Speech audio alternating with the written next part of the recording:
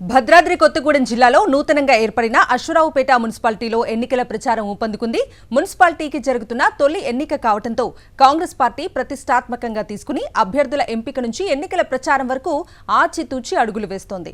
రాష్ట్ర రెవెన్యూ శాఖ మంత్రి పొంగులేటి శ్రీనివాస్ రెడ్డికి అత్యంత సన్నిహితుడు జూపల్లి రమేష్ దంపతులు మున్సిపాలిటీలో 6, 13వ వార్డుల నుంచి పోటీ చేయడం, చైర్మన్ అభ్యర్థిగా రమేష్ భార్య శశికళ బరిలో ఉండటంతో రాజకీయం మరింత వేడెక్కింది. అశ్వరావుపేట మున్సిపాలిటీలో గెలిపే లక్ష్యంగా దూసుకుపోతున్న జూపల్లి రమేష్ దంపతులతో మా ప్రతినిధి మహేందర్ ఫేస్ టు ఫేస్.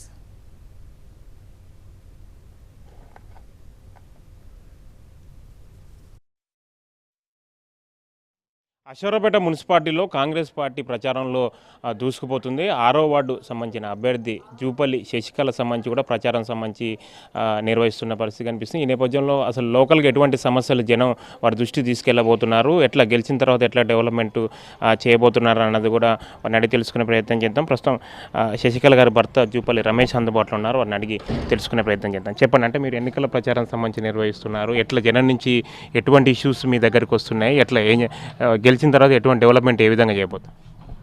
ముందుగా సాక్షి టీవీకి ధన్యవాదాలు తెలియజేస్తూ, గత 30 సంవత్సరాలుగా నేను రాజకీయాల్లో ఏ పదవి ఆశించకుండా ప్రజల మధ్యనే ఈ మండలం మీదే ఫోకస్ పెట్టి వేరే ప్రాంతం మీద కూడా దృష్టి పెట్టకుండా అనేక సమస్యల మీద పూర్తిగా మండలం మీద క్షుణ్ణంగా అవగాహన ఉన్నది. అలాగే అశ్వరావుపేట పంచాయతీలో గత 2006 నుంచి 2000లో నేను వార్డు నెంబర్గా గెలిచాను. 2000 నుంచి ఈ రోజు వరకు పంచాయతీలో నా ప్రాధాన్యత ప్రతిదీ ఉన్నది. మనం ఏ పార్టీలో ఉన్నా ఇక్కడ పంచాయతీ మటుకు మా పార్టీ, నేనున్న పార్టీయే గెలిచేది.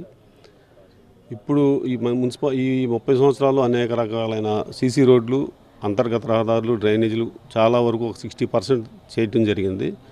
మిగిలిన 40% అభివృద్ధి ఆగి ఉన్నది.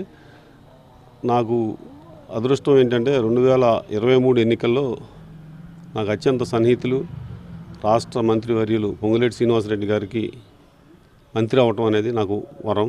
అలాగే నా మిత్రుడు ఆదినారాయణ గారు ఎమ్మెల్యే అయ్యి ప్రజల మీద అవగాహన, సమస్యల మీద అవగాహన ఉన్నటువంటి ఆదినారాయణ గారు నా పూర్తి సహకారంతో మేము ఈ ప్రాంతాన్ని గౌరవ మంత్రివర్యులు తుమ్మల నాగేశ్వరరావు గారు కానీ, బట్టి విక్రమార్క గారు కానీ పూర్తి సహకారంతో ఎమ్మెల్యే గారికి దగ్గరగా ఈ 2 సంవత్సరాల కాలంలో 100 కోట్ల రూపాయలు అభివృద్ధిని ఇక్కడికి మేము తీసుకురావడం జరిగింది. 100 పడకల హాస్పిటల్, అలాగే సెంట్రల్ లైటింగ్, డివైడర్లు, 5 కోట్ల రూపాయలతో ఇండోర్ స్టేడియం, అలాగే 25 కోట్ల రూపాయలు మున్సిపాలిటీ అయ్యాక గౌరవ ఎమ్మెల్యే జారీ ఆదినారాయణ గారు దాన్ని తీసుకురావడం జరిగింది. దానిలో 25 కోట్లలో భాగంగా 7 కోట్ల రూపాయలతో మున్సిపాలిటీ నూతన భవనం శంకుస్థాపన చేయడం జరిగింది.